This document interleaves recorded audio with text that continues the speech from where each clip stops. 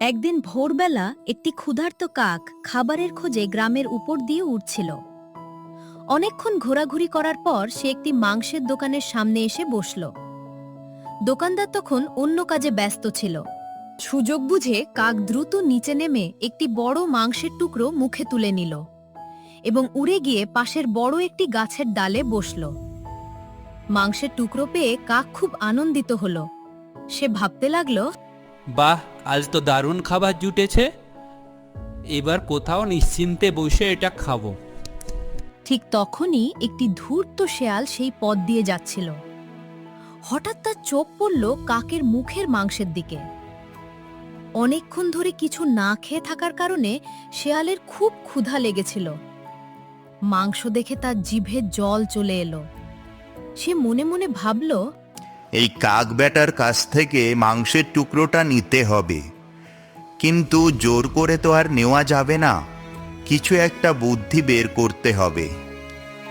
শিয়াল গাছের নিচে সে খুব ভদ্র গলায় বলল, আরে কাক ভাই যে, তোমাকে তো আজ খুব সুন্দর লাগছে। তোমার কালো পালকগুলো যেন চকচক করছে। কাক এসব কথা শুনে খুব খুশি হল।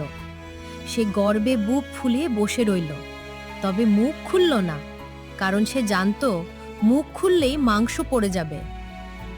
শেয়াল আবার বলল, শুধু সুন্দর হলেই তো আর হয় না। শুনেছি তোমার গলাও নাকি খুব মিষ্টি। বন জঙ্গলের সব পাখির মধ্যে নাকি তোমার গানই সবচেয়ে সুন্দর। কিন্তু আমি তো কোনোদিন তোমার গান শুনিনি বাপু। এবার কাক নিজের প্রশংসা শুনে আর নিজেকে সামলাতে পারল না।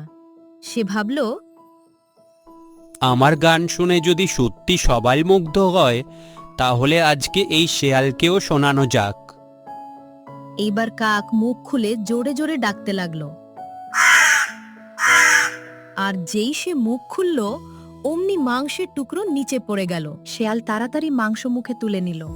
তারপর হাসতে হাসতে বলল, হা হা হা, কাক ভাই, মনে রেখো, যে শুধু প্রশংসা শুনেই আনন্দে ভেসে যায়, সে কিন্তু খুব সহজেই ঠকে যায়।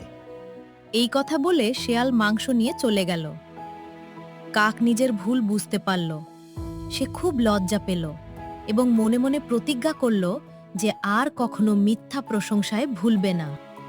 গল্পটি ভালো লাগলে ভিডিওটি লাইক করে চ্যানেলটি সাবস্ক্রাইব করে পাশে থেকো বন্ধুরা।